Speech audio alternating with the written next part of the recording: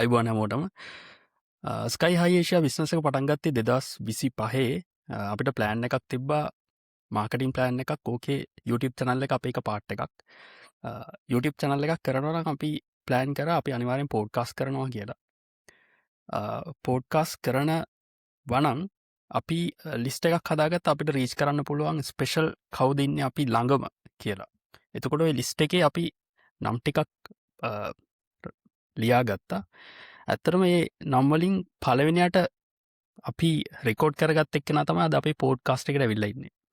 CS Sri Lanka Outstanding Global Achiever of the Year for 2025. Please welcome Mr. Ratnayaka Mudyanselage Manjula Kumara, Regional Financial Controller of Apical Group Indonesia.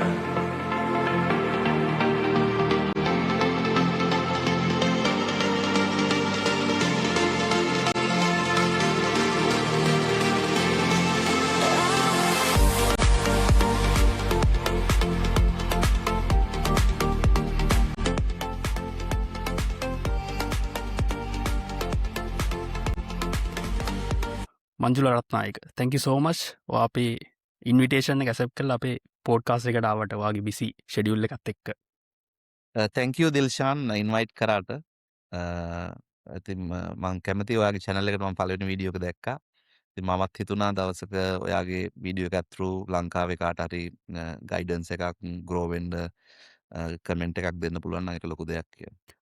තැන්කි so much Manjula පලවෙනි ප්‍රශ්න මගේ අහන්න තියෙන්නේ ඕඩ් එකක් ලැබුණා මොකද හිතෙන්නේ ජීවිතේ කවදාවත් හිතුනේ නැහැ award එකක් මේ වගේ award එකක් හම්බෙයි කියලා.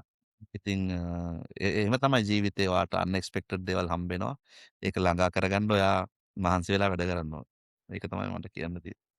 ඔයාගේ ඔය ඕඩ් එකේ මට හිතන දේ අපි සාමාන්‍ය ටීවී එකේ ඕන තරම් දකින අවෝඩ්ස් ලැබෙනවා කට්ටියට ඒක මං හිතනවා සාමාන්‍ය දෙයක් වෙලා ඇති දකින කට්ටියට. හැබැයි ඔය අවෝඩ් එකේ වැදගත්කම තියෙන්නේ ඔයාගේ ජර්නි එක. ඒ කියන්නේ ඔයා පටන් ගත්ත විදිය සහ අවෝඩ් එක ලැබෙන තැන වෙනකන් ආපු විදිය කවුරු හරි දැනගත්තොත් තමයි හැමෝටම හිතෙන්න පටන් ගන්න මෙහෙම එක්කෙනෙක් තමයි අවෝඩ් එක දින්නේ කියලා. අපි නිකන් සමර එකක් දෙමු ඔයාගේ ලයිෆ් එකේ ස්ටෝරි එක ගැන. ඇත්තට මම පොඩි ගමකින් ආපු කෙනෙක්. මගේ ගම වැලිමඩ. වැලිමඩත් පොඩි ගමක වියලකුඹුර කියලා ගමක. එහෙම ඇවිල්ලා කොළඹට ඇවිල්ලා අවුරුදු 6ක් කොළඹ නිකන් හිටියා. ඉඳලා ලයිෆ් එක අවුරුදු 6ක් වේස් කරලා ඊට පස්සේ චාර්ටර්ඩ් ඇකවුන්ටන්ට් පටන්ගෙන ඊට පස්සේ චාර්ටර්ඩ් ඇකවුන්ටන්ට් කෙනෙක් වෙලා EY එකේ වැඩ කරලා ඊට පස්සේ වියට්නාම් වලට මූව් වෙලා ෆයිනෑන්ස් හෙඩ් කෙනෙක් විදියට අද මම වැඩ කරන්නේ ඉන්දුනීසියාවේ ෆයිනෑන්ස් හෙඩ් කෙනෙක් විදියට බිස්නස් එකේ සයිස් එක 10 to 15 billion dollar per year. මගේ ළඟ ෆයිනෑන්ස් ටීම් එක වැඩ කරන 125ක් විතර. ඉතින් ඕක තමයි මගේ හයි ලෙවල් ලයිෆ් ස්ටෝරි එක. ගමකින් ආවා අවුරුදු 6ක් කිසි දෙයක් කරන්න නැතුව හිටියා. ලයිෆ් එක ආය ගොඩ යන්න කියලා හිතුණා. කරේජ් එකත් එක්ක චාර්ටර්ඩ් ඇකවුන්ටන්ට් කරා. ඊට පස්සේ අද වෙනකොට මම මේ තත්ත්වේ ග්‍රෝ වෙලා ඉන්නේ. ඒක තමයි හයි ලෙවල් සම්. අපි යමු වැලිමඩට. මම හිතනවා ඒ කාලේ ලස්සන මේ මතක ටිකක් ඇති. ඔයාගේ ළමා කාලේ කොහොමද ගත වුණේ වැලිමඩ? ඒ කාලේ හිතුවද මේ වගේ ඩ්‍රීම් එකක් අචීව් කරගන්න පුළුවන් වෙයි කියලා? මම ඉපදුනේ 1984. දැන් අවුරුදු 41ක් මට. 84 ඉපදිලා ඔයාට මතකයි අපි ගොඩක් දුක් විඳා 1989 JVP කලබල කාලේ මම මගේ ඇස් දෙකෙන් දැකලා තියෙනවා ටයර් වල මිනිස්සු පිච්චෙනවා. ඉතින් ඒ වගේ අපි හොඳට එක්ස්පීරියන්ස් කරා ලයිෆ් එක. ගමේ 10 වල පැනලා ඒ වගේ හැමදේම ටච් කරලා තියෙනවා. ඉතින් ඒක හරි වැදගත්. දැන් ඉන්න ළමයිට ඒ chance එක සමහරවිට හම්බෙන්නේ නැතුවද අපි හැමදේම ඒ පොඩි ළමා කාලේ කරන්න පුළුවන් දේවල් කරලා තියෙනවා. අපි ඔයාලට මතක ඇති අපි පොඩි කාලේ තුවක්කු හදනවා. අපි පොඩි කාලේ 10 වලින් බංකර් හදනවා. ඒ වගේ ගොඩක් හොඳ ළමා කාලයක් අපිට තිබ්බා. අපේ පවුල් වලට සල්ලි තිබ්බේ එහෙම නැති වුණාට අපි හැබැයි හොඳ යාළුවොත් එක්ක ළමා කාලයක් වැඩ කරා. ඉතින් මට කියන්න ඕනේ මම 1996 මේ මගේ ඉස්කෝලේ නම කලබුල්ලන්ද මධ්‍යම මහා විද්‍යාලය. මං හිතන්නේ ළමයි 100ක් විතර හිටියේ පොඩි ඉස්කෝලයක්. මම සමස්ත ලංකා ගියා දිල්ෂාන්. ඔයාට බිලීව් කරන්න පුළුවන්. සමස්ත ලංකා ගියා ඕල් අයිලන්ඩ් හයි ජම්ප්. ඉතින් ඒ වගේ පොඩි කාලේ ඉඳන් මට පොඩි ලොකු ඩ්‍රීම්ස් ඒ කියන්නේ ඇචීව් කරන්න ආසාවක් තිබ්බා. හයි ජම්ප් ගියා සමස්ත ලංකා හැබැයි මට දිනන්න හම්බ වෙන්නේ නැහැ. මොකද මට සුගතදාස ස්ටේඩියම් එකේ කාපට් එකේට මගේ කකුල් දෙක පිච්චුණා. මම දැක්කා රොයල් එකේ ළමයි එතකොට ඔය නුවර ඉස්කෝලේ ළමයි හොඳට ෂූස් දාගෙන එහෙම ඉන්නවා මං ෂූස් මොකුත් තිබ්බේ නැහැ මගේ කකුල් දෙක පිච්චුණා මට හරි මතකයි ඒ කාලේ ඉතින් 96 එහෙම ගිහලා කොහමරි මම ක්‍රීඩාවට දක්ෂ නිසා 2010 මට හම්බුණා වැලිමඩ සෙන්ට්‍රල් කොලෙජ් එකට යන්න වැලිමඩ මේ ස්පෝර්ට්ස් ස්කූල් එකට ඉතින් මම ස්පෝර්ට්ස් ස්කූල් එකට ගියා මම එතකොට 10 වසරේ හිටියේ ඒ ගිහිල්ලා ඉතින් එතන ඒ ලෙවල් වෙනකන් හිටියා. ඉතින් ඒ කාලේ ගොඩක් දේවල් වුණා. මොකද ගමකින් නගරයට ඇත්තටම ඒක නගරයක් නෙවෙයි. ගමකින් නගරයට යනකොට වෙනස් වුණා ටිකක්. මගේ අධ්‍යාපනය ටිකක් අඩවන වුණා. ඊට පස්සේ ඔය එක එක ගෑන් ළමයිගේ හුටපටක් ටිකක් වුණා. ඉතින් පොඩ්ඩක් අධ්‍යාපනයේ පැත්තට එච්චර බරවීමක් තිබ්බේ නෑ. ඉතින් මම කොහොම හරි ඒ ලෙවල් වලට C3යි ඉංග්‍රීසි ෆේල් ෆස්ට් ට්‍රයි 2022 ඊට පස්සේ දිල්ෂාන් ඊට පස්සේ තමයි ඔය ඒ ලෙවල් කරන්න උණක් තිබ්බ හැමෝටම අපිට කොළඹ එන්න ඕනේ කියලා යාළුවෝ කොළඹ ඇවිල්ලා මම අපේ පවුල් වලට එහෙම කරන්න බෑ ඒ වුණාට කොහොම හරි කොළඹ ආවා ඒ ලෙවල් සෙකන්ඩ් ට්‍රයි කරන්න. ඔය බණ්ඩාර ආසනම් බලන් යන්න කොහොම හරි කරා ඉතින් ඒ ලෙවල් කරන්න ඇවිල්ලා ඒ කාලේ පිස්සු කෙලිය ගොඩක් කොළඹ ඇවිල්ලත් යාළුවෝට හම්බෙන අපි ආසයි එක තැන්වල යන්න හැබැයි ඉතින් මගේ වැඩක් තියෙන්නේ මම අන්තිම කාලේ පොඩ්ඩක් හරි මහන්සි වෙලා ඒ ලෙවල් දාගත්තා. ඒ ලෙවල් A1යි B2යි. හැබැයි ඉංග්‍රීසි ෆේල්. ඒ කියන්නේ ඒ කාලේ ඉඳන්ම ඉංග්‍රීසි වලට ප්‍රශ්නයක් තිබිලා තියෙනවා. ඉංග්‍රීසි කතා කරන්න බෑ. ඒ කියන්නේ අපේ බෑග්ග්‍රවුන්ඩ් එකයි විලේජ් එකයි තිබ්බ එකත් එක්ක ඉංග්‍රීසි කතා කරන්න බෑ. ඉතින් ඉංග්‍රීසි ඇත්තටම වචනයක්වත් කතා කරන්න බෑ. කොහොම හරි ඉතින් හැබැයි අනිත් සබ්ජෙක්ට් දෙකට ඒකයි B2ක් තිබ්බා. කොහොම හරි එහෙම තමයි ඉතින් ඒ ලෙවල් ඉවර කරේ ඒක. අපිටත් ඒ කාලේ ඔය ඉංග්‍රීසි කියන එක ඉගෙන ගන්න කිසිම උවමනාවක් තිබ්බේ නැහැ. මට මතකයි මේ ඉංග්‍රීසි ටීචර් ඒ කාලේ ඇවිල්ලා කියනවා ඕගොල්ලන්ට ඉංග්‍රීසි පුළුවන් නම් ගොඩක් දේවල් කරන්න පුළුවන් කියලා.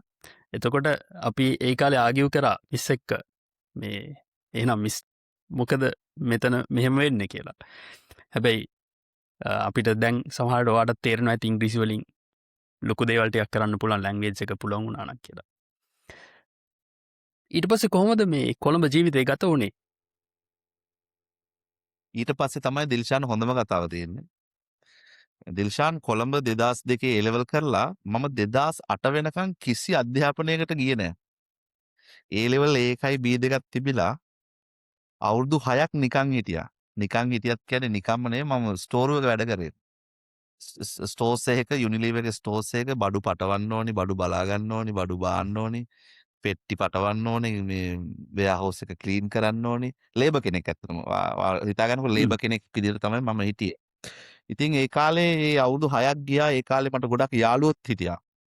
හොඳ යාළුවෝ නරක යාළුවෝ ඊට පස්සේ සමහර නරක දේවල් වලටත් මං කියන්නේ මේ නරක දේවලුත් කරන්න පටන් ගත්තා බොන්න පටන් ගත්තා ඒ වගේ බෑඩ් දේවල් ලයිෆ් එකට ආවා ඉතින් අවුරුදු 6ක් ගත කරා ඒක ඇත්තටම හරි අමිහිරි ජීවිතයක් හැබැයි දැන් ආපහු හැරලා බලනකොට ඒ අවුරුදු 6 ඉගෙනගත්ත දේවලුත් තියෙනවා මම සමහර අයට කියන්නේ අවුරුදු 6 MBA එකක් වගේ කියලා මොකද සමාජයේ මිනිස්සුන් ආශ්‍රය කරන්න හම්බුණා ගොඩක් ඉතින් එක එක විදිය මිනිස්සු අඳුරගත්තා මිනිසුත් එක්ක කතා කරන විදිය ලේබර් කෙනෙක් විදියට වැඩ කරා ජීවිතේ විඳින්න තුන ඔක්කොම දුක් ටික වින්දා. ඉතින් අවුරුදු 6 ඔහොම තමයි ගෙවුනේ ස්ටෝර්ස් එකක වැඩ කරලා තමයි ගෙවුනේ දිනසි. ඒ කියන්නේ අර ඔයාට කම්ෆර්ටබල් ජීවිතය ගත කරන්න ගාණක් අතර හම්බ වෙනවා වියදම් කරනවා ලයිෆ් එකේ ඩිරෙක්ෂන් එකක් ලෝකට ඔලුවට එන්නේ නැහැ. එහෙමම ගත වුණා. එහෙම ගතන ගෙදරිනුත් වැලියු එකක් කිසිම වෙලා මේ පොඩි එක්කෙනා නම් වැඩක් නැහැ කිසිම දෙයක් කරන්නේ නැහැ. ඔය ලයිෆ් එක ගෙනා කියලා රෙපියුටේෂන් එකත් එච්චර හොඳට තිබ්බේ නැහැ. ගමේ අය ගියත් අවුරුද්දට ගෙදර ගියාම එච්චර ගණන් ගන්න නැහැ වුණ.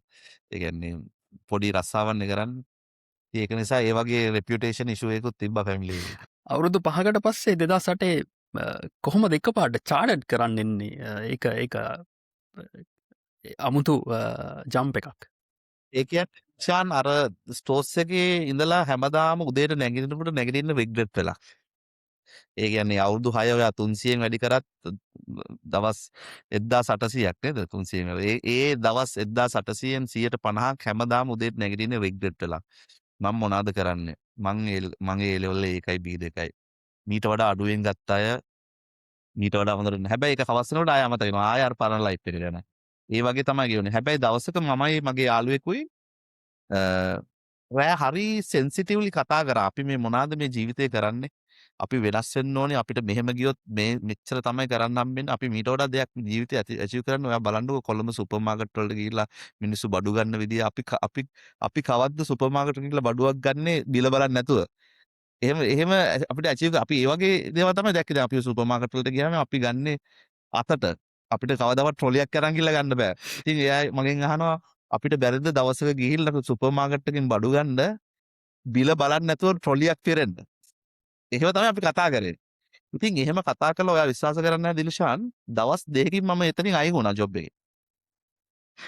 දවස් දෙකකින් ජොබ් එකෙන් අයින් වෙලා මම කරේ මගේ ළඟ තිබ්බ දිල්ෂාන් මාලයක්. තාම ඒක තියෙනවා. ඒ මාලේ මම බැංකුවට තියලා රුපියල් 30000ක් ගත්තා. ඒ 30000න් තමයි මම චාර්ටර්ඩ් ඇකවුන්ටන්ට් කරන්න පටන් අවුරුදු 6කට පස්සේ එකපාරට ස්ටඩීස් කරන්න යනවා. ඩවුට් එකක් තිබ්බේ නැද්ද? ගොඩක් වෙලාවට මම ඇසියුම් කරනවා ඒ වෙනකොට චාර්ටර්ඩ් ක්ලාස් එකකට ගිහලා ඉඳගත්තා නම් ඔයාට ඉඳගන්න වෙන්නේ පොඩි ළමයි එක්ක. ඒක ගැන මේ ඩවුට් කියන්නේ ඔයාට හිතුන්නේ නැද්ද මම පරක්කු වැඩි එහෙම හිතුන්නේ නැද්ද ඔළුවට? ඔයා හරි දිල්ෂාන්. චාර්ටර්ඩ් වල ෆවුන්ඩේෂන් එකේ ඉන්නේ යං ළමයි. හැබැයි මම දැක්කා ඉන්ටර්මීඩියට් එකේ F1 F2 එකේ ඉන්නවා ගොඩක් තට්ටේ තියෙන ළමයිනු. ඇත්තටම මේකෙන් මම බය වුණා ගොඩක්. ඒ කියන්නේ මේ චාර්ටර්ඩ් ඇකවුන්ටන්ට් කියන්නේ ලේසි වැඩක් නෙවෙයි. ඒ කියන්නේ මට ගොඩක් අය මට කිව්වා ඔයා පරක්කු වැඩි දැන් අවුරුදු 24යි කවුරුත් අවුරුදු 24ක් ගිහලා නම් මම දන්න එක්කෙනෙක් නෑ මේ ලංකාවේ චාර්ටර්ඩ් ඇකවුන්ටන්ට් කෙනෙක් වෙලා. ඒක නිසා ඔයා වෙලාව වේස් කරන්න එපා. මේ ඔයා වෙන දෙයකට ඔළුව දාන්න මේක හරි අමාරු මේකක්. ඒක නිසා මේක කරන්න එපා කියලා මට 80ක් 90ක් කිව්වේ මේක කරන්න එපා කියලා. ඊට පස්සේ මට ඒ වුණාට හිතුණා මට පුළුවන් මේ දේ කරන්න. මට ආත්ම විශ්වාසයක් තිබ්බා මේක කරන්න පුළුවන් කියලා. ඒ කියන්නේ මොකද මම අහලා තිබ්බා මේ චාර්ටර්ඩ් ඇකවුන්ටන්ට් කෙනෙක් වුණාම ඔයාට ඇචීව් කරන්න පුළුවන් දේවල් ඔයාට හොඳ කාර් එකක් ගන්න පුළුවන් ඔයාට ගෙදරක් ගන්න පුළුවන්. මම ඒ වගේ කෙනෙකුත් මට හම්බුණා ජනක ජයසිරි කියලා චාර්ටර්ඩ් ඇකවුන්ටන්ට් එයාත් මට එක්ස්ප්ලেইন කරා චාර්ටර්ඩ් ඇකවුන්ටන්ට් කෙනෙක් වෙන්න කොහොමද අනන්තන. ඒක නිසා මම හිතාගත්තා මම මේ වගේ කෙනෙක් වෙනවා. කවදා හරි ගිහලා සුපර් මාකට් එකට ගිහලා බඩු ගන්නවා බිල බලන්නේ නැතුව ට්‍රොලියක් තිරෙන්න. ඉතින් ඒ වගේ පොඩි හීන හිතේ තියාගෙන කොහොම හරි කරේජ් එක තියාගෙන මම පටන් ගත්තා වැඩේ. ඇත්තටම මේ මගේ ළඟ හිටපු අය ඔයා කිව්වා වගේ අවුරුදු 6ක් මට බාලයි. ඉතින් ඒ වුණාට ඉතින් මම ඒක එච්චර ගණන් ගත්තේ නෑ. මම මගේ ගමන ගියා. පළවෙනි ස්ටේජස් දෙක සිංහලෙන් තියෙන්නේ. මම දන්න විදිහට ගොඩ ඒ දෙක පාස් වෙන එක ටිකක් කරගන්න පුළුවන් දෙයක්. එතනින් පස්සේ තමයි රියල් ස්ට්‍රගල් එක පටන් ගන්න. කොහොමද පළවෙනි ස්ටේජස් ටිකයි එක්සෑම්ස් කරගෙන යද්දී ඔයාට පාස් වුණාද ෆේල් වුණාද මොකක්ද හම්බෙච්ච එක්ස්පීරියන්ස් එක? දිල්ෂාන් ස්ටාර්ට් කරන එක හරි ලේසි ඕනි දෙයක්. ස්ටාර්ට් කරන එක ලේසි. ස්ටාර්ට් කරලා ඒකට කමිට්මන්ට් එක දෙන එක තමයි හරි වැදගත්. ස්ටාර්ට් කරන එක ඕනි දෙයක් ස්ටාර්ට් කරන්න පුළුවන්. ස්ටාර්ට් කරලා ඒක කොහොමද ගිව් අප් කරන්නේ නැතුව යන එක තමයි වැදගත්. ඇත්තටම මම චාර්ටර්ඩ් ඇකවුන්ටන්ට් කරා ෆවුන්ඩේෂන් හොඳට පාස් වුණා. ඉන්ටර්මීඩියට් ටිකක් ස්ට්‍රගල් කරා. F1 F ආවා කියන්නේ මට ඔක්කොම මම වැටුණා. ඒ කියන්නේ මගේ ඔක්කොම මොටිවේෂන් ඉවරයි. මොකද මට සඩන්ලි එකපාරම ඉංග්ලිෂ් වලින් එනවා පොතක් කියවන්න. ඉතින් මම හරි ස්ට්‍රගල් වුණා. මට මතකයි කෝපරේට් ලෝ පේපර් එක මම 4 times හරි 5 times fail. ගොඩක් පේපර්ස් F1 කියන්නේ මම හිතන්නේ එක පේපර් එක 3-4 පාර fail වුණා. හැබැයි මම හැමදාම කරේ පාන්දර 3ට නැගිටිනවා. මම පොත බලාගෙන ලියනවා. ඒ කියන්නේ පොත බලාගෙන මෙමරයිස් කර ලියනවා. ඉතින් එහෙම ලියලා කොහොම හරි මේ අනිත් එක තමයි මම ඔය ඒ අතරතුර මට හම්බුණා ඔඩිට් ෆර්ම් එකට යන්න chance එකක්. ඇත්තටම මට ඔඩිට් ෆර්ම් එකට අපි යන්න බෑ F1 F2 ගැන ආටිකල්ස් ගන්න. මම ගිහිල්ලා ගොඩක් ඔඩිට් ෆර්ම් වලට ගියාට පස්සේ රිජෙක්ට් කරා. මොකද මම ෆවුන්ඩේෂන් පාස් වෙලා ගියේ දැන් ඔයාගේ අවුරුදු 25යි මේ ඔයා කොහොමද ඔඩිට් ට්‍රේනි කෙනෙක් විදිහට ගන්නේ? ගොඩක් අය රිජෙක්ට් කරා. හැබැයි අර්න්ස්ට් ඇන්ඩ් යන් එකේ හිටියා මිස්ටර් රත්නපාල කියලා අනුරාධපුරෙන් ආපු ඩිරෙක්ටර් කෙනෙක් DRS1 එකේ. එයා මට ඔපචුනිටි එකක් දුන්නා. හරි මුගේ මොකක් හරි තියෙනවා පොටෙන්ෂල් එකක් මම උට උදව් කරන්න ඕනේ කියලා. එයාට තේරුණා. ඉතින් එයා ඊට පස්සේ ෆර්ම් එකට දැම්මට පස්සේ මට පොඩ්ඩක් අර ඒ කොළඹ ළමයි එහෙමනේ ෆර්ම් එකේ ඉන්නේ. යාලා ඒ කියන්නේ මැදින් ඉංග්‍රීසි වචන දානවා කොහමද යාළුත් එක්ක මම ගැට ගහගත්තා. ඊට අමතරව ක්ලයන්ට්ස්ලාත් හම්බෙන්න ගියාම ලංකාවේ ඔයා දන්නවනේ ලංකාවේ සිග්නල් කතා කරන්නේ නැහනේ. ලංකාවේ ටයි එකයි ඉංග්‍රීසි කියන දේ ඔයා දන්නවනේ. ඒක නිසා මේ එයාලත් එක්කත් කොහොම හරි ගැට ගහගලා බ්‍රෝකන් ඉංග්‍රීසි කතා කරලා කොහොම හරි පොඩ ගොඩ දාගත්තා. ක්ලාස් උත් ගියා.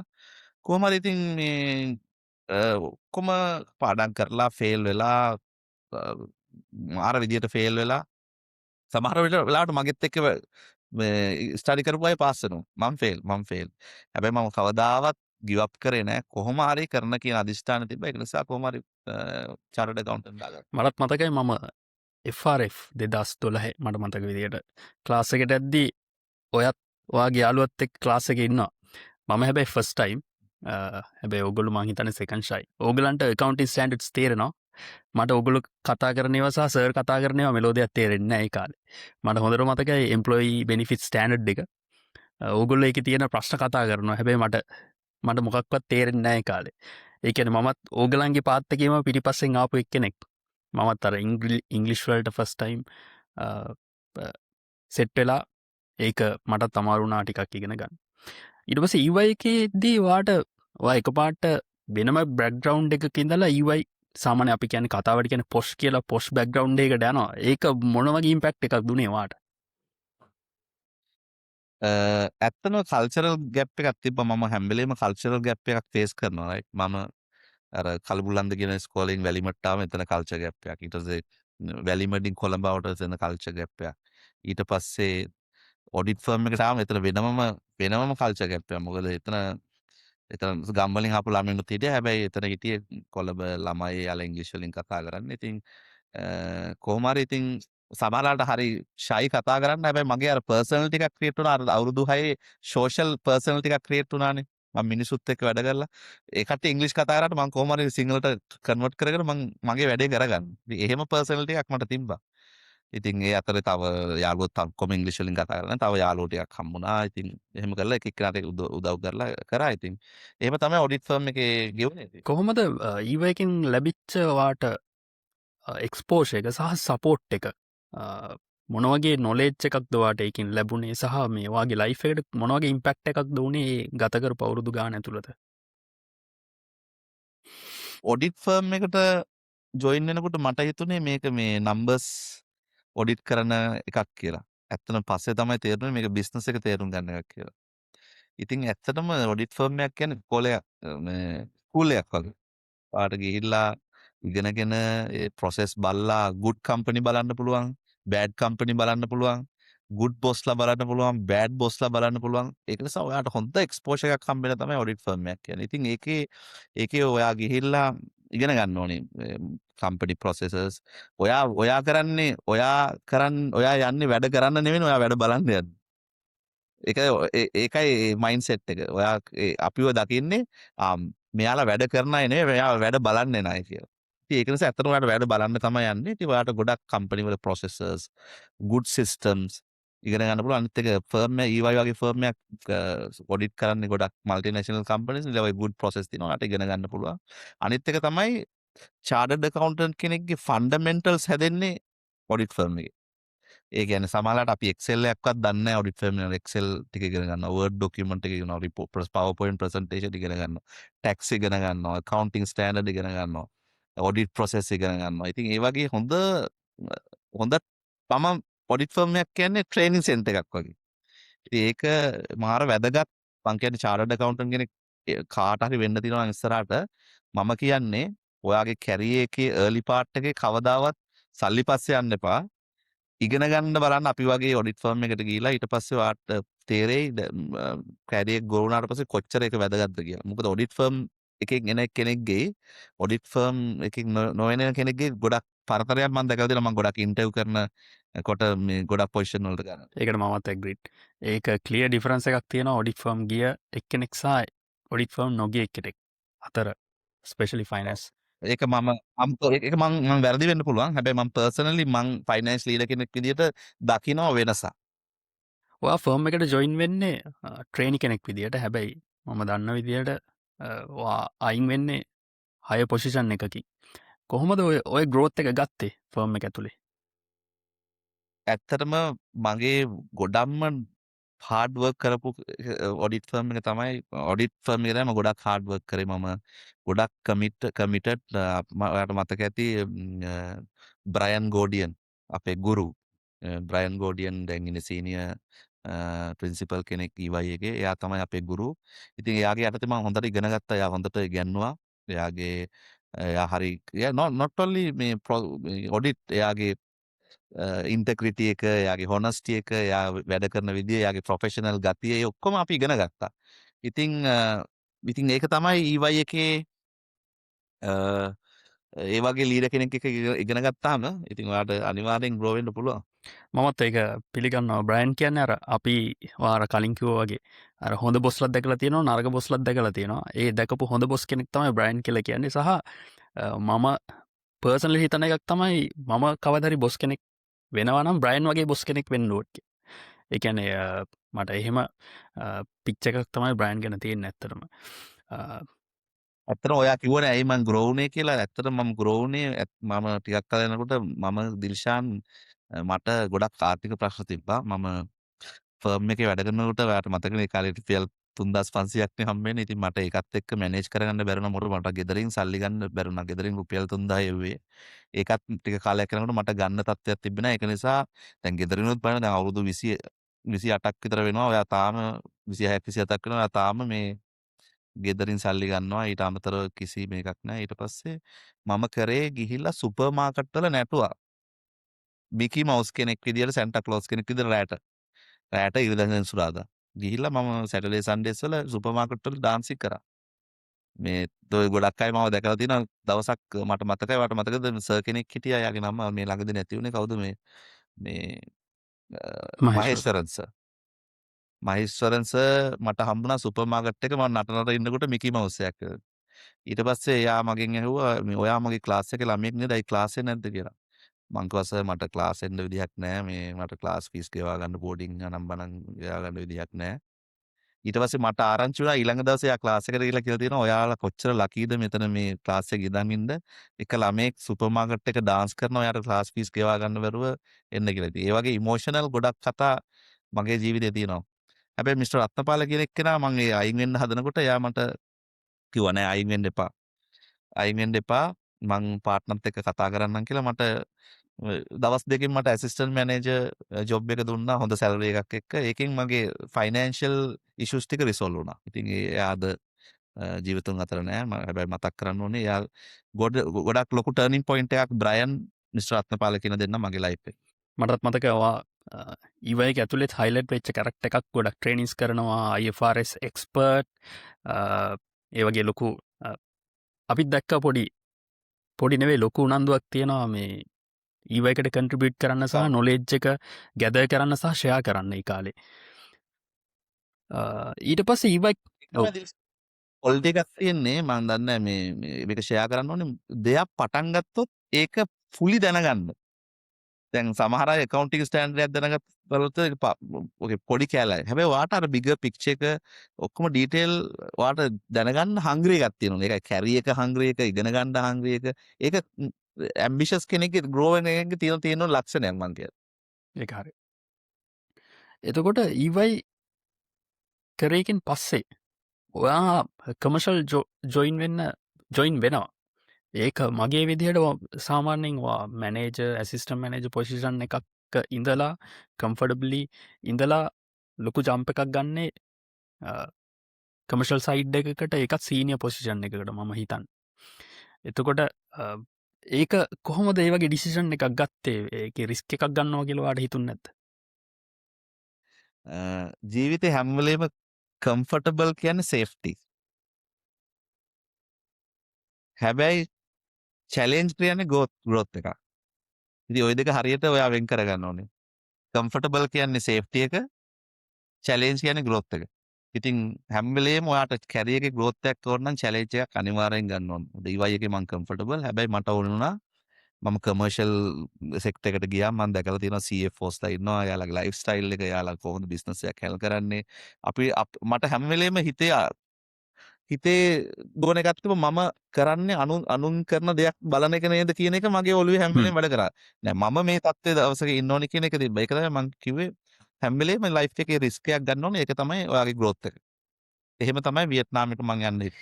වෙනම කන්ට්‍රී එකක් ලංකාවෙඳලා ඔඩිටින් ෆිල්ඩ් එක ඉඳලා කමර්ෂල් කියන්නේ එක වෙනම ෆිල්ස් දෙකක් කොහොමද එකපාරට ඇඩප්ටෙන්න පුළුවන් වුණේ වියට්නාම් වලට ගිහිල්ලා ඔඩිට කෙනෙක් විදියට ඉඳලා කමර්ෂල් සයිඩ් එකට ගියාම අහසයි පොළොවයි වගේ.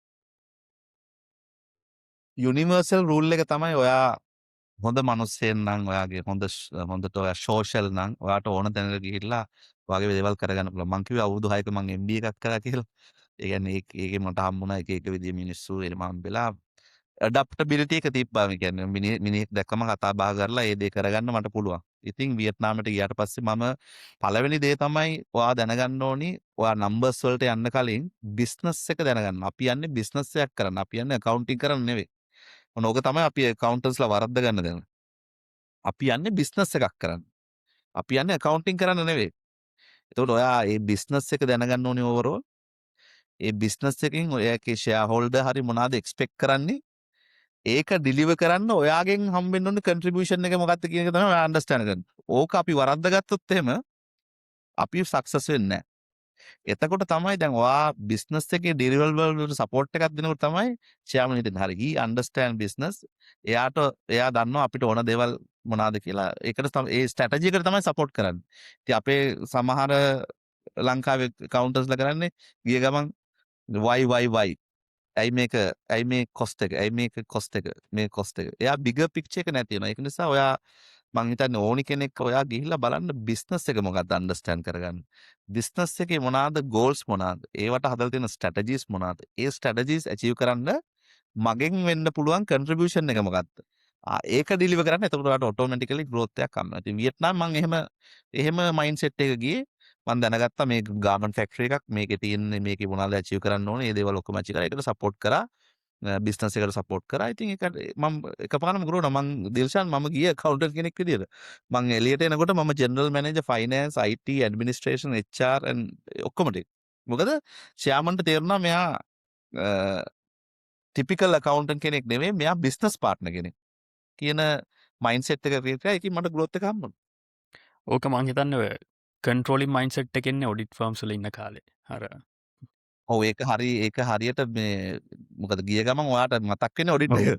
ඉතින් ඒ සතු දෙක ගලවලා තමයි යන්න ඕනේ මේ ඊළඟ එකපාරම අමාරු ඒක ඇඩ්ජස්ට් වෙන්න. හැබැයි ඔයාට පුළුවන් ඒක කරන්න. මටත් ඔය ප්‍රශ්න තිබ්බා මේ මම ඔඩිට් ෆර්ම්ස් ඉඳලා කමර්ෂල් සයිට්ස් එක ජොයින් වෙච්ච ගමන් මගේ මයින්ඩ් එක වැඩ කරේ කන්ට්‍රෝලින් තමයි. චෙක් කරන එක කන්ට්‍රෝල්ස්. හැබැයි මගේ ලයිෆ් එකේ මටත් මෙන්ට කෙනෙක් හිටියා මම ජොයින් වෙච්ච කම්පැනි එක නිසා මගේ මයින්සෙට් එක ශිෆ් කරගන්න පුළුවන් වුණා. වියට්නාම් වලදී EY එකෙන් වා ගත්ත එක්ස්පෝෂර් එකෙන් ඒක උදව්වක් වෙනවා කියලා දැනුණාද? මොකද ඔයාගේ ෆස්ට් කමර්ෂල් එක්ස්පීරියන්ස් එක? ඔව් මට තාම මතකයි මම කොහොමද මේ ඉම්ප්‍රෙස් කරේ අපේ චෑර්මන් කියන එක. මම ගිය ගමන් කරේ දැන් අපි ඔයාලට මතක ඇති අපි ඒ දවස්වල ඉන්ටර්නල් ඔඩිට් කරනකොට අපි ප්‍රොසෙස් ඔඩිට් කරන්නේ. ඉතින් මම ගිය ගමන් කරේ දිල්ෂාන් මම හැම ප්‍රොසෙස් එකක්ම ස්ටඩි කරා. හොඳ ට්‍රේනින් ප්ලෑන් එකක් හැදුවා මම 3 months. ට්‍රේනින් ප්ලෑන් එකක් හදලා මම මේ සතියේ මේ ටික ඉගෙන ගන්නවා මම ඒකට රිපෝට් එකක් හදනවා. මෙහෙම ඉගෙන ගන්නවා කියලා මම ඔක්කොම ඉස්සල්ලාම පේමන්ට් ප්‍රොසෙස් එක, ෆික්ස් ඇසෙට් ප්‍රොසෙස් එක, බිස්නස් එක, ඔපරේෂන් එක එහෙම හදලා මම චෙයාර්මන් ආවට පස්සේ මම මේ රිපෝට් එක ප්‍රසන්ට් කරා යාට. මං හිතන්නේ එයා ඒ වගේ රිපෝට් එකක් දැකලා නැහැ කියන්නේ. ඊට පස්සේ එයා කිව්වා ඔයා කොහොමද මේක හැදුවේ? මං කිව්වා මම ස්ටඩි කරා. දැන් මම පළවෙනි 3 months වල ගොඩක් ස්පෙන්ඩ් කරේ බිස්නස් එක අන්ඩර්ස්ටෑන්ඩ් කරගන්න. දැන් තමයි මට එක්සිකියුෂන් එක පුළුවන් කියලා මම යාට එක්ස්ප්ලেইন කරා. ඉතින් ඒ ඔඩිට් ෆර්ම් එකෙන් හම්බෙන අප්‍රෝච් එක තමයි අපි හරි ස්ට්‍රක්චර් ඔඩිට් ෆර්ම් එක වැඩ කරනකොට. ඒ අපි ප්‍රොසෙස් ෆ්ලෝ එකට යනවා. එහෙම ඉගෙන ගන්නවා. ඒක තමයි ස්ට්‍රක්චර්ඩ් මයින්ඩ්සෙට් එක තමයි ඔඩිට් ෆර්ම් එකෙන් හැදෙන්නේ. ඒක ඇප්ලයි කරන්න ගිහිල්ලා ඔයා බිස්නස් එක අන්ඩර්ස්ටෑන්ඩ් කරගන්න. ඊට පස්සේ ඒකේ තියෙන වීක්නස් තියෙනවා ඔයාට පුළුවන් රෙකමෙන්ඩේෂන් උත් කරන්න. ඒක හරි. වියට්නාම් වල අවුරුදු කීයක් ස්පෙන්ඩ් කරාද ඔයා? අවුරුදු 6ක් දිල්ෂා අවුරුදු 6ක්.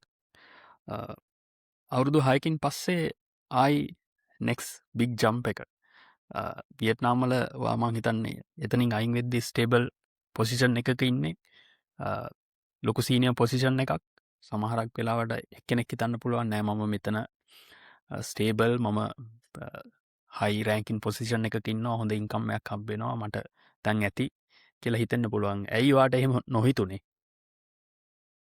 ආයෙ මං පළවෙනි උත්තරෙට එන්නම්. කම්ෆර්ටබල් කියන්නේ සේෆ්ටි. චැලෙන්ජ් කියන්නේ growth. ඉතින් ඔයාට ලයිෆ් එකේ growth එකක් ඕන ඊළඟ challenge එක ගන්න ඕනේ. මොකද ඔඩිට් ෆර්ම් එක 6 years වැඩ කරලා වියට්නාම් 6 years වැඩ කරලා ඔයාට තැනකට යන්න පුළුවන්. ඔයා කම්ෆර්ටබල්. හැබැයි ඔයාට grow වෙන්න ඕන නම් ඔයාගේ ultimate goal එකට ඔයා තව challenge එකක් ගන්න ඕන. ඒක නිසා තමයි මං ගත්තේ. මොකද ඒක දැන් මං වියට්නාම් හැල් කරපු කම්පැනි එක 2000 workersලා හිටියට turnover එක maybe 20 million. but මේ ඉන්දුනීසියාවේ මම join වුණේ එක කම්පැනි එකට ඇත්තටම. ඒකේ එක කම්පැනි එකට join වුණා මේ group එකේ. ඊට පස්සේ මට කම්පැනි 3ක් දුන්නා. ඊට පස්සේ මුළු ඉන්දුනීසියාවම දුන්නා. දැන් කම්පැනිස් 8ක් තියෙනවා. turnover එක 10 to 15 billion.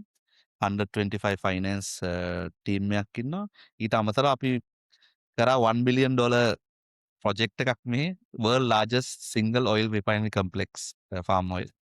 ඊට පස්සේ අපි තව ඉන්වෙස්ට්මන්ට් එකක් කරා $1.1 billion මේ තව තැනක ඒ වගේ මැසිව් ඔපරේෂන් එකක් හැන්ඩල් කරන්න ඔපචුනිටි එකක් හම්බුණා. ඉතින් ඒක මම ගත්ත රිස්ක් එක හරියටම හරි කියලා අද මට තේරෙනවා. ඒ චැලෙන්ජ් එක ගත්තේ. මිලියන් බිස්නස් වොලියුම් එකකින් ඉඳලා බිලියන් බිස්නස් වොලියුම් එකකට ජම්ප් කරනවා. ෆස්ට් මගේ ප්‍රශ්නේ කොහොමද මේ ඔපචුනිටි එක හොයාගත්තේ? මොකද දැන් ලංකාවේ ගොඩක් අය මං හිතන්නේ ලංකාවෙන් එලියට යන්න try කරනවා, ෆොරින් ඔපචුනිටිස් බලනවා. කොහොමද ඔයාට මෙහෙම ජොබ්ස් ලෑන්ඩ් වෙන්නේ? පළවෙනි එක. දෙවෙනි එක ඔයා ගාමන්ට් ඉන්ඩස්ට්‍රි එකේ ඉඳලා වෙනම ඉන්ඩස්ට්‍රි එකකට යන්නේ. කොහොමද දේවල් ඉගෙන ගත්තේ? ආපහු ප්‍රොසෙස් ස්ටඩීස් කරන්න පටන් ගත්තද? ඔයාගේ පළවෙනි ප්‍රශ්නේ තමයි කොහොමද ජොබ්ස් හම්බෙන්නේ කියලානේ. එකක් තමයි එක පළවෙනි එක මම බිලීව් කරන්නේ මම නම් ගොඩක් මට ඔපචුනිටිස් ආවේ LinkedIn වලින්. ඔයාට හොඳ LinkedIn ප්‍රොෆයිල් එකක් තියෙන්න ඕන. අනිත් එක ඔයාගේ සර්විස් ටයිම් එක සමහර අය මම දන්නා මේක මගේ එකම වැරදි වෙන්න ඇති අනිත් අය බිලීව් කරන සර්විස් ලෙවල් එක ෂෝට් වෙන තරමට ඔයාට growth එක ටිකක් අඩු වෙනවා. ඒ කියන්නේ සමහර අය අවුරුද්දයි වැඩ කරන්නේ දැන් ජම්ප් වෙනවා තව තැනකට ජම්ප් කරනවා. හැබැයි මං EY එකේ අවුරුදු 6ක් solid grow. ඊට පස්සේ වියට්නාම් අවුරුදු 6ක්. එතකොට ඔයාව දකින්න කෙනෙක්ට තේරෙනවා මෙයා ලෝන් ටර්ම් එන්නේ. මෙයා කැරියර් growth එකකට එන්නේ. ඉතින් ඒක ඒ දෙක මාර වැදගත්. ඒ නිසා ඔයාට හොඳ ජොබ් එකක් හොයාගන්න ඔයාට හොඳ පාස්ට් එකක් තියෙන්න ඕන. ඊට පස්සේ සෝස් එකක් වගේ LinkedIn වගේ හොඳ ප්‍රොෆයිල් එකක් තියෙන්න ඕනේ. තර්ඩ් එක තමයි නෙට්වර්කින් කියන එක. ගොඩක් අය ඒක බිලීව් කරන්නේ නැහැ. අපිට හොඳ නෙට්වර්ක් එකක් තියෙන්න ඕනේ. ඒ කියන්නේ දැන් මම වියට්නාමේදීත් මම එක ඇසෝසියේෂන් වලට යනවා. මම ගිහිල්ලා ඒ කට්ටිය හම්බ වෙනවා ෆයිනෑන්ස් ඩිරෙක්ටර්ස්ලා. ඒ වගේ අර ඒ ලයිෆ් එකත් පොඩක් හදාගන්න. එතකොට ඔයාට නෙට්වර්ක් හම්බ වෙනවා. ගොඩක් ලොකු මිනිස්සු හම්බ වෙනවා. ඉතින් ඒ වගේ through ඔයාට ජොබ් එකක් හොයාගන්න අමාරුකමක් නැහැ. දෙවෙනි ප්‍රශ්නේ තමයි ඔයා ඇහුවා මේ කොහොමද ඔයිල් ගාමන්ට් ඉන්ඩස්ට්‍රි එකකින් ඔයිල් ඒක තමයි සේම් ප්‍රොසෙස් එක. ඉස්සෙල්ලා accounting numbers වලට යන්න කලින් business එක understand කරගන්න. business එක understand කරන්න spend කරන්න හොඳ time එකක්. ජොයින් වෙනකොටම කම්පැනිට කියන්න. I am coming from මම එන්නේ different industry එකකින් මට time එකක් ඕනේ මේක study කරන්න. ඊට පස්සේ තමයි මම execute කරන්න කියලා එයාත් එක්ක openly කතා කරන්න. companies ඒවට හරි කැමතියි. ඒ කියන්නේ වාට ආපු ගමන් දේවල් කරන්න බෑ නෝ ස්පෙන්ඩ් කරන්න 1 or 2 month මේ ඉගෙන ගන්න. ඊට පස්සේ එක්සිකියුට් කරන්න. නැතුව ඔයා එකපාරම ගිහිල්ලා මේ කවුන්ටින් කරන්න යන්න හදන්න බෑ. එහෙම වුණොත් ෆේල්. එහෙම නැතුව ඕවරෝල් බිස්නස් එක මම හැම වෙලෙම කියන්නේ බිස්නස් එක මොකක්ද? ඒකේ අවුට්කම් මොනවාද? එතකොට ඔයාගේ ඒ කම්පැනි එක්ස්පෙක්ට් කරන්නේ මොනවාද? ඒ වගේ KPIs මොනවාද? ඒවා අචීව් කරන්න ඔයා ප්ලෑන් එකක් හදන්න. ඒ කියන්නේ ඔයා බිලීව් කරන්නේ අකවුන්ටන්ට් නෙවෙයි ෆයිනෑන්ස් බිස්නස් පාර්ට්නර් කියන කන්සෙප්ට් එක. ෆයිනෑන්ස් බිස්නස් පාර්ට්නර් මේක වැරදිට තේරුම් ගන්න එපා. ඔයා ඇහුවොත් එහෙම ෆයිනෑන්ස් කෙනෙක්ගේ ඩෙෆිනිෂන් එක මොකක්ද කියලා මම කියන්නේ මම මේක ඉංග්‍රීසි වලින් කියන්නම් we have to be a good business partner but also need to make sure controls policies companies secure those are in place ඒ වගේ කවුන්ටර් කෙනෙක් මේ හොඳ බිස්නස් පාර්ට්නර් කෙනෙක් වෙන්න ඕනේ හැබැයි කම්පැනි තියෙන ඉන්ටෙග්‍රිටි ඒවා ඒ කම්පැනි තියෙන laws SOPs ඔක්කොම කම්ප්ලයි වෙන්න ඕන ඒක තමයි එහෙම ඒක තමයි ඩෙෆිනිෂන් එක මගේ නම් මේ ෆයිනෑන්ස් කෙනෙක් විදිහට මතක්. ඒක. ඔව්. අනිත් එක තමයි පෙනි වයිස් පවුන්ඩ් පූලිෂ් වෙන්න එපා. සමහර අය මේ කොස් කට් කරන්න අනම්මනම් මං කියන්නේ හරි ආසයිනේ අපි මේක ඇප්‍රූව් නෑ. ඔයා බලන්න බිගර් පික්චර් එක. මම මේක කරොත් මොකද්ද වෙන්නේ? මොකද කම්පැනි අන්තිම ඔබ්ජෙක්ටිව් එක තමයි ප්‍රොෆිටබිලිටි එකනේ. ඒ ප්‍රොෆිටබිලිටි එක අල්ටිමේට්ලි ඇෆෙක්ට් වෙන්නේ අපේ ඩිසිෂන් එකත් එක්ක. ඉතින් ඒ ඩිසිෂන් ඔයා ගන්නකොට හරි වයිස්ලි ගන්න ඕනේ බිගර් පික්චර් එක බලලා. නැතුව පොඩි දෙයක් ගැන බලලා ඩිසිෂන්ස් ගන්න. මම මේ අහන ප්‍රශ්නේ ඔයා දැකලා තියෙන ඇත්තටම බිස්නස් ඕනර්ස්ලා ගැන. ඔයා දැන් ඔය කම්පැනිස් අතර වැඩ කරද්දී ඔයා දකින්න ඇති බිලියනර්ස්ලා මිලියනර්ස්ලා. ඔයාට තේරුණාද මේගොල්ලන්ගේ තියෙන ස්පෙෂාලිටි දේවල් මොන වගේද සාමාන්‍ය ඒගොල්ලොන් තීරණ ගද්දී නැත්තම් ඒගොල්ලොන් හැසිරෙද්දී ඒගොල්ලොන් වැඩ කරද්දී මොනවාද දැක්ක ස්පෙෂල් දේවල්? මම ඒක බකට් 3කට දැම්මොත් data experience judgment. data experience judgment කියන්නේ data කියන්නේ එයාලා හැම වෙලෙම බලන past එක. ඊට පස්සේ experience එක කියන්නේ එයාලගේ මොකද්ද මේකෙන් වෙන්න පුළුවන් judgment එක කියන්නේ එයාලා මාකට් එක දිහා බලලා එයාලා decision එකක් ගන්නවා. ඉතින් එයාලා මම ගොඩක් දැකලා තියෙන අපේ කම්පැනි වල ගොඩක් decisions ගන්නේ data driven ඊට පස්සේ ෆියුචරිස්ටික් ෆෝකාස් ඊට පස්සේ ජජ්මන්ට් එක. ඉතින් ඒක හරි වැදගත්. ඉතින් එයාලගේ ඩිසිෂන් ගන්න මම දැකලා තියෙනවා එයාලා ලොකු ඩිසිෂන් ගන්නවා. මොකද ඒක ගොඩක් එන්නේ එයාලගේ එක්ස්පීරියන්ස් එකයි එයාගේ මාකට් එකේ තියෙන දැනුමයි.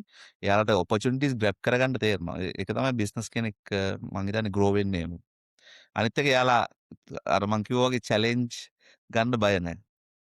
ඔව්. හැබැයි රිස්ක් ගන්නකොට එයාලා ගන්නෙත් ෆ්‍රේම්වර්ක් එකක් ඇතුලේ. එහෙම නිකන් මං කිව්වේ data driven experience judgment. ඉතින් data driven කියන්නේ forecasting, history, projection ඒවා ඔක්කොම බලනවා. හරිද? ඊට පස්සේ experience එක past කොහොමද මේක උනේ SWOT analysis, pest analysis, global impact ඔය ඔක්කොම බලලා දැන් අපි decision ගන්නකොට අපිට තියෙනවා ෆ්‍රේම්වර්ක් එකක්. ඒ කියන්නේ අපිට තියෙනවා කෝපරේට් ඉන්වෙස්ට්මන්ට් ප්‍රොපෝසල් කියලා එකක්. ඉතින් ඒක හදනකොට ඒකට ගොඩක් අය ඉන්වෝල්ව් වෙනවා. අනිත් එක තමයි මේ මම බිලීව් කරන්නේ ඉන්ටග්‍රේටඩ් ඩිසිෂන් මේකින්. ඒ කියන්නේ එකතු වෙලා ඩිසිෂන් ගන්න. තනි පුද්ගලෙක් ඩිසිෂන් ගන්න නෑනේ. අපි ගොඩක් කමිටි එකක් ඉන්නවා. දැන් අපි ප්‍රොකියුමන්ට් ගත්තම ප්‍රොකියුමන්ට් කමිටි එකක් ඉන්නවා. ලොජිස්ටික් ගත්තම ලොජිස්ටික් කමිටි එකක් ඉන්නවා. ඊට පස්සේ අපේ කැපෙක්ස් අප්‍රූවල් කරන කැපෙක්ස් කමිටි එකක්. ඉතින් ඒ කමිටි එකේ ඉන්ටග්‍රේටඩ් ඩිසිෂන් එකක් තමයි ගන්න. ඉතින් ඒක ඉන්ක්ලූඩ් වෙලා එක්ස්පර්ට්ලා එක එකනා ඔපිනියන් එක ෆයිනලි අපි ඩිසයිඩ් කරනවා. ඉතින් ඒක තනි පුද්ගලයෙක්ගේ ඩිසිෂන් එකක් නෙවෙයි. ඔයා දැන් 10 billion more than 10 billion business එක හැන්ඩල් කරනවා. ඔය ලෙවල් එකේදී ඔයාට මිස්ටේක්ස් කරන්න රූම් එකක් තියනවාද?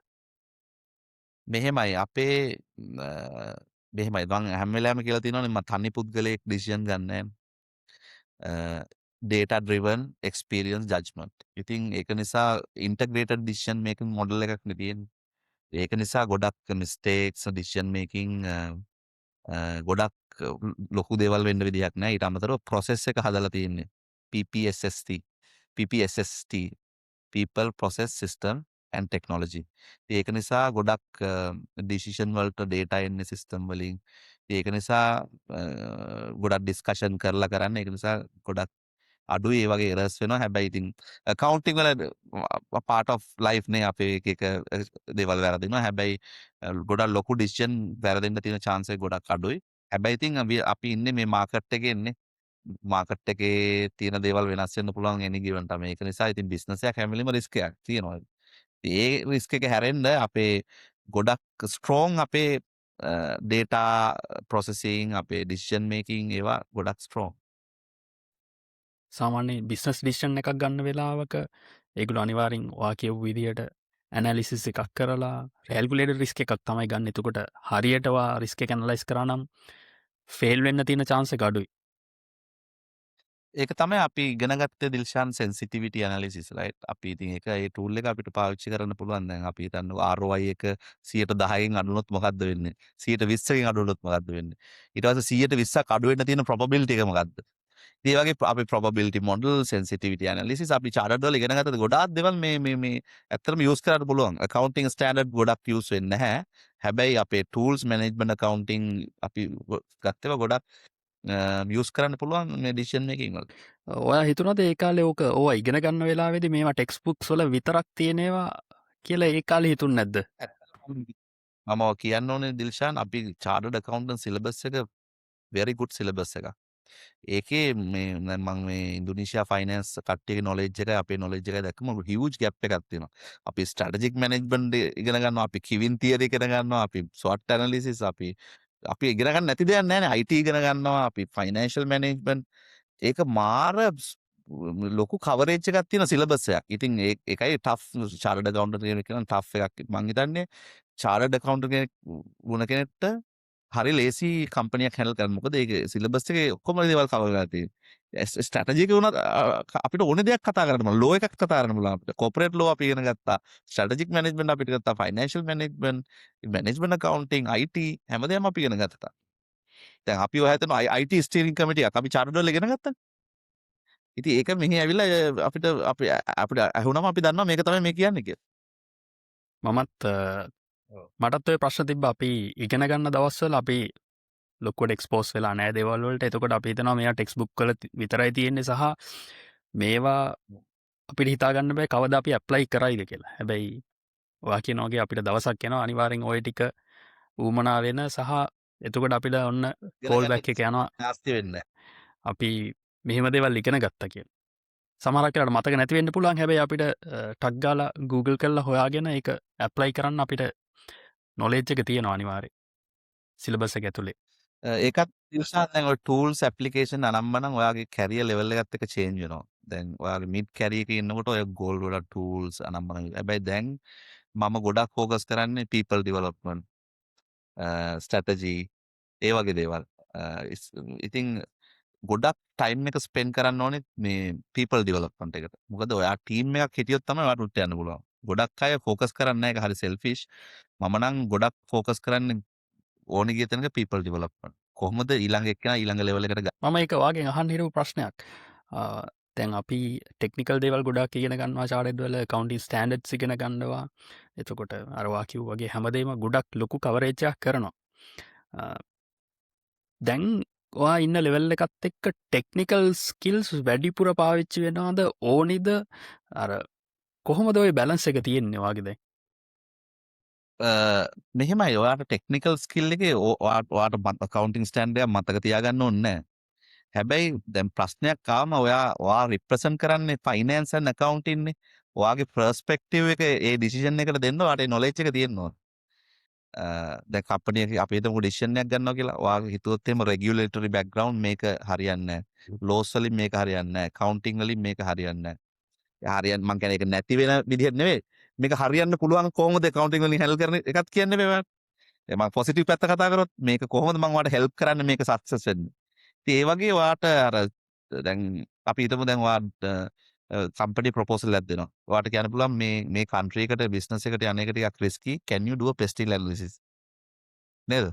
ඊට පස්සේ මේ ඩිසිෂන් එකේ ටිකක් රිස්කි එකක් තියෙනවා. can you do a SWOT analysis and can you prepare mitigation strategy එකක් හදන්න පුළුවන්ද මේ රිස්ක් එකට තියෙන.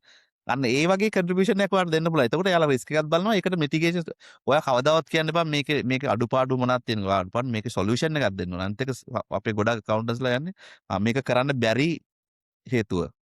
හැබැයි මේක කරගන්න පුළුවන් විදියට මම උදව් කරන්න එක තමයි වැලියු ඇඩිෂන් එක එන්නේ. ඒ කියන්නේ ඕනස්ලා අහන්න කැමති නැහැ ප්‍රශ්න. ඒගොල්ලන්ට ඕනි සොලියුෂන්ස්. සොලියුෂන්ස්. අන්න ඒක හරි වැදගත් කැරියර් එකේ. ඔයා හැම වෙලේම ප්‍රශ්න ගිහිල්ලා කියනවා නම් ඔයාගේ growth යන්නේ. ඔයා යන්න ඕනේ මෙහෙම ප්‍රශ්නයක් තියෙනවා. මේකයි මගේ plan එක handle කරන්න what do you think?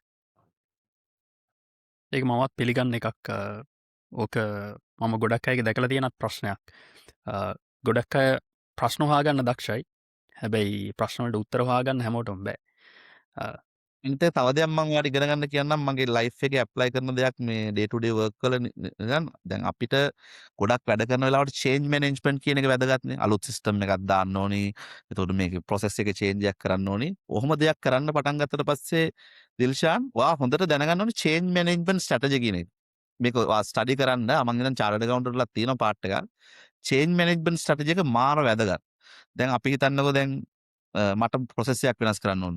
හැබැයි ඕකට ගොඩක් අය කියනවා ඕක කරන්න බැරි ඇයි කියලා. ඇත්තට මම ඊට පස්සේ අඳිනවා දිල්ෂාන් පොඩි රවුමක්. රවුමක් ඇඳලා මම ඕක රවුම බෙදනවා කොටස් පොඩි කෑල්ලක් වෙන් කරලා ඉතුරු ටික වෙනම තියෙනවා. මම ඊට පස්සේ ලොකු කෑල්ල ලියනවා 95% කියලා. පොඩි කෑල්ල ලියනවා 5% කියලා. ඊට පස්සේ මම කියනවා ඔයා මේ කියන්නේ 5% කරන්න බැරි දේවල් 95% කරන්න පුළුවන්. එහෙම කිව්වම එයාගේ මයින්ඩ් එක මාර විදිහට වෙනස් වෙනවා. ඉතින් එහෙම කියලා මේ 95% කරන්න පුළුවන් 5% පස්සේ කතා කරමු. හරි මම අන්ඩර්ස්ටෑන්ඩ් ඔයා කතා කරන්නේ මේ 5%. ඊට පස්සේ මේ මිනිස්සු චේන්ජ් වෙනවා එයාගේ මයින්ඩ් එක. 95% කරන්න පුළුවන් 5% කරන්න බෑ. මේක කරන්න පුළුවන්. ඉතින් ඒක නිසා චේන්ජ් මැනේජ්මන්ට් කියන එක ඇඟෙන් සමහරවල්ලාට එන්නත් ඕනේ තියරිටිකල් කන්සෙප්ට් උත් තියෙනවා. ඉතින් ඒක හරි වැදගත්. චේන්ජ් මැනේජ්මන්ට් කියන ටූල් එක ඉගෙන ගන්න චාර්ටර්ඩ් අකවුන්ටන්ට්ට හරි වැදගත්. මං හිතනවා ඔයාගේ ලෙවල් එකෙද්දී ගොඩක් චේන්ජස් කියන්නේ බිග් ඩිසිෂන්ස් ගන්නකොට ඔය ටෙක්නික්ස් අනිවාර්යෙන් වැදගත් වෙන්න ඕනි. අනිවාර්යෙන් වැදගත් වෙනවා. ඒක මාර ඔයාට සක්සස් වෙන්න ඕන නම් ඔයා චේන්ජ් කරන්න ඕනේ. මොකද ඔයාට ලොකු සැලරි එකක් දීලා ගන්න තියෙන දේම බලන් යන්න නෙවෙයි චේන්ජ් එකක් කරන්න. චේන්ජ් එකක් කරනකොට මාර දේවල් කරන්න ඕනේ. මිනිස්සුන් ඒ දෙයට කැමති කරගන්න ඕනේ. ඊට පස්සේ ඔයාලා රෙසිස්ටර්ස්ලා ඉන්නවා. එයාලා කොහොමද කන්වර්ට් කරන්නේ? චේන්ජ් එකේ වැලියු ඇඩිෂන් එක මිනිස්සුන්ට පෙන්වන්න ඕනේ. ප්‍රූව් කරන්න ඕනේ. ඉතින් හරි චැලෙන්ජින්. ඒක ඔයාට කරන්න පුළුවන් නම් සිස්ටමැටිකලි සක්සස්. හිතනවාද ඒක කාටට උගන්වන්න පුළුවන් කියලා ඔය උවමනාවක් තියෙනවා නම් උගන්නන්න පුළුවන් ඇත්තටම ඒක. ඒක මොකද එයාට can do attitude එකක් තියෙන්න බෑ. ඒ කියන්නේ මම never දැන් මගේ ඇඟෙන් එන දෙයක් තියෙනවා can do. එහෙමනේ මම මේ තාත්තට ඇවිල්ලා හැමදාම කරන්න පුළුවන්. කවදාවත් බෑ කියන්නේ නැහැ. බැරි වුණත් පුළුවන්. ඉතින් ඒ වගේ can do attitude එක තියෙනවා නම් ඔයාලට ඕන දෙයක් කරන්න පුළුවන්. අනිත් එක තමයි idea එක කියන්නේ 5%. idea එක කියන්නේ 5%. implementation එක කියන්නේ 45%. මම මෙහෙම කියන්නම්කෝ. idea එක කියන්නේ 20%. implementation එක 30%. monitoring and ඒක හරියනවා කියන්නේ තව 50%. ඒක නිසා අපි දෙයක් idea එකක් තියෙනවා. හැබැයි ඒක implement කරන්න ඕනේ. ඒක make sure කරන්න ඕනේ ඒක වෙනවා කියලා. ඉතින් ඔය concept එකත් apply කරන්න ඕනේ change management. ගොඩක් අය දෙවෙනි ස්ටෙප් එකෙන් නවත්තනවා. නවත්තනවා. එයාලා හිතන්නේ දෙවෙනි ස්ටෙප් එක 80%ක් කියලා. ඒක වැරදි. 50%ක් තියෙන ඒක ස්ටැබිලිටි එක ඉම්ප්ලිමන්ට් කරපු දේ. ඒක මාර වැදගත්. ටෙක්නොලජි නිසා කතා කරපු නිසා දැන් අපි චාඩට් පටන් ගත්ත කාලේ දැන් බිස්නසස් ඉස්සරහට චේන්ජ් වෙන්න යන විදිහයි ගොඩක් වෙනස්. AI ඇවිල්ලා තියෙනවා. ගොඩක් ටෙක්නොලොජිකල් දේවල් තියෙනවා. දැන් ඔයා ලොකු බිලියන් ඩොලර් කම්පැනි එකක් හැන්ඩල් කරද්දී AI කියන මැටර් එක කොහොමද ඕගලන්ගේ බිස්නස් ඇතුළට එන්නේ? ඇත්තටම දිල්ෂාන් මම දැන් කතා කරන හරිම කෙනාට මම දන්නවා ඔයා very good in AI. මේ ඇත්තටම අපේ කම්පැනිය ස්ටේජ් එකක ඉන්නවා දැන් AI වලට move වෙන්න. හැබැයි එකපාරම නෙවෙයි. මොකද AI එකට move වෙන්න කලින් ඔයාගේ data structure එක, data platform එක ඒ ඔක්කොම ටික හරියට තියෙන්න ඕනේ. එතකොට තමයි AI වල පාවිච්චි කරලා ඔයාලට use කරගන්න පුළුවන්. ඉතින් අපි plan එකක් තියෙනවා අපිට. ඒක execute කරන්න හරි systematically. ඉතින් මේ අනිත් එක personally දැන් finance කෙනෙක් grow වෙනවා නම් ඔයා AI වලින් equipped වෙන්න ඕන. ඉතින් මම ගොඩක් ඔයාගෙනුත් ඉගෙන ගන්නවා AI. ගොඩක් දේවල් මම අහනවා කොහොමද කරන්න කියලා. ඊට අමතරව දිල්ෂාන් මම use කරන tool එකක් තමයි මගේ දැන් personal මට වෙනම 125 හිටියට ඒක ඉන්නේ එක කම්ප්ලෙක්ස් වලනේ. හැබැයි මට වෙනම මම අරන් තියෙනවා 5-6 දෙනෙක් හරි young. සමහර අය data science, සමහර අය accountantලා young 23, 24 years. දිල්ෂාන් මාර දේවල් එයාලා දන්නේ මාර ස්පීඩ්. මම ඉතින් එයාලගේ දේවල් හැමදාම දෙයක් ඉගෙන ගන්නවා. ඉතින් ඒ වගේ young කට්ටියට opportunity දීලා අනිත් ඒක win to win නේ. එයාට opportunity එකක් දෙනවා මමත් දෙයක් ඉගෙන ගන්නවා. ඉතින් එහෙම තමයි මම ඔය new technology එකට adapt වෙන්න හදන්නේ. ඉතින් අනිවාර්යෙන් මගේ plan එකක් තියෙනවා. දැන් new technology එක use කරන්න ඕනේ. ඒක ඉගෙන ගන්න ඕනේ. තව ටිකක් update වෙන්න ඕනේ මගේ එක. ඒක තමයි ඊළඟ මගේ plan. ගොඩක් අයගේ කතාවක් තිබ්බා AI ආවට පස්සේ accountantලට job නැති වෙයි කියලා. ඒකට answer එක yes, ඔව් නැති වෙනවා. කවුරු හරි AI පාවිච්චි කරන්නේ නැත්නම් ඒගොල්ලන්ගේ වැඩවලට. ඔව්. ඒක ඔයා දන්නවා මට වඩා හොඳට. මේ වෙලාවේ ෂාඩට් කරන ළමයින්ට සහ යම් චාඩඩ් accountants-ලට ඔයාට දෙන්න තියෙන පණිවිඩය මොකද්ද? මෙච්චර දුර ආපු සක්සස්ෆුල් චාඩඩ් accountant කෙනෙක් විදියට. ඇත්තට මේ chartered accountant කියන qualification එක සාමාන්‍ය family එකේ වැඩ කරන කෙනෙක්ට හොඳ pathway එකක් ඔයාලට පොඩි තැන ඉඳන් ලොකු තැනකට යන්න. හැබැයි ලොකු කැපවීමක් තියෙන්න ඕන. ඒ කැපවීම ඔයාට හරියට තියෙනවා නම් මේක තමයි හොඳම ක්වොලිෆිකේෂන් එක ලංකාවේ accounting ලංකාවේ නෙමෙයි ග්ලෝබලිත් ඔයාට ගොඩාක් දැන් chartered accountant කෙනෙක් වුණාම ඔයාට ACCA ගන්න පුළුවන් CPA ගන්න පුළුවන්.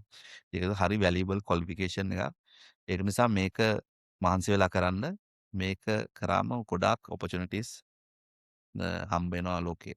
ඉතින් මට පුළුවන් නම් ඉංග්‍රීසි ෆේල් අවුරුදු 6ක් නිකන් ඉඳලා ඉංග්‍රීසි ෆේල් ඉංග්‍රීසි කතා කරන්න බෑ සල්ලි නැතුව මම සුපර් මාකට් වලට නටලා මට මේ තැනට අද එන්න පුළුවන් නම් මං හිතන්නේ දැන් ඉන්න ළමයිට එච්චර ස්ට්‍රගල් එකක් ලයිෆ් එකේ තියෙනවා කියලා ඔයාට අනිවාර්යෙන් පුළුවන්. ඒ නිසා තමම විශ්වාස කරන්න තියාගන්න විනින් ඇටිටියුඩ් එකක් කරේජ් එකක් තියාගන්න ෆේල් වුණාට බය වෙන්න එපා. ඉගෙනගෙන ඉස්සරහට යන්න ගට් එකක් තියාගන්න ඇම්බිෂස් මයින්ඩ්සෙට් එකක් තියන්න අනිවාර්යෙන් ඔයාට පුළුවන් හොඳ තැනකට ගිහිල්ලා මං වගේ අද සුපර් මාකට් එකට ගිහිල්ලා පොලියක් තල්ලු කරන් ගිහිල්ලා බිල බලන්න නැතුව බලු ගන්න පුළුවන්. thank you so much Manjula අපේ පෝඩ්කාස්ට් එකට ආවට අනිවාර්යෙන් ඔයාගේ ලයිෆ් එකකින් අපිට ඉගෙන ගන්න දේවල් ගොඩක් තියෙනවා. වැලි මඩින් පටන් අරගෙන දැන් more than 15 billion dollar business එකක් හැන්ඩල් කරනවා කියන්නේ ඒක මට පර්සනල් හිතාගන්න බැරි achievement එකක් ලයිෆ් එකේ කරන්න පුළුවන්. හැබැයි ඔයා ප්‍රූව් කරලා තියෙනවා හිතුවොත් දෙයක් කරන්න පුළුවන් සහ ඔයාට එක බාධාවක් නෙවෙයි බාධා ඇත්තටම ගොඩක් තිබිලා තියෙනවා. ඔයා ඇත්තටම අර සීරෝ නෙවෙයි නෙගටිව් වලින් ඉඳන් පටන් ගත්ත කෙනෙක්. ඉරෝ වලටත් පහළ එනවා ඔව්. පටන් ගත්තා. එතකොට ඒකත් එක්ක ඔයා ලයිෆ් එකේ කරලා තියෙන achievement අනිවාර්යෙන් හැමෝටම ඉන්ස්පිරේෂන් එකක් වෙයි. thank you so much ආවට. අපි ඉස්සරහදී ඔයාගේ next achievement වලදී ආපහු මේ වගේ වීඩියෝ එකක් කරමු. thank you දිල්ෂාන් මට ඉන්වයිට් කරාට මම ඔයාලට විශ් කරනවා මේ වගේ channel එක සක්සස් මොකද ඔයා කරන්න හදන්නේ ලොකු society එකකට සර්විස් එකක්. ඉතින් මම හිතනවා ඔයාගේ channel එකෙන් ගොඩක් දේවල් හැමෝටම ඉගෙන ගන්න පුළුවන් and ඔයා contribute කරයි chartered accountant කෙනෙක් විදිහට ලංකාවේ දුප්පත් ළමයිට ඉස්සරහට යන්න. thank you very thank you. much.